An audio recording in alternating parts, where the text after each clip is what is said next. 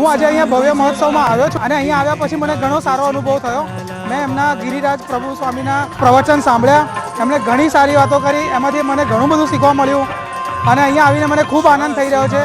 જમવાનું પણ ખૂબ સરસ છે, પ્રસાદી પણ બહુ સારી છે અને ગોવર્ધન પર્વત જે બનાવ્યા છે અહીંયા આખું એટલું સરસ બનાવ્યું છે, અહીંયા બધા પરિક્રમા કરે છે, મને આવીને ખૂબ આનંદ થયો। જે એ ગીતાજીનું જે કહ્યું કે જેવા તમે કર્મ કરો એવું જ તમે ફળ ભોગવો, અને આ 3 દિવસનો પ્રોગ્રામનો જે મેં બધું સાંભળ્યું પણ એટલું બધું જીવનમાં ઉતરવા જેવું છે કે આપણે કોઈનું ખોટું કાર્ય કરવાનું નહીં, ગુસ્સો કરવાનો નહીં, ક્રોધ કરવાનો નહીં અને ભગવત મેં ગીતા સાંભળવાની અને સારા કર્મ કરવાના। બધી વ્યવસ્થા બહુ સારી હતી, અહીંયા અમને સારું લાગ્યું।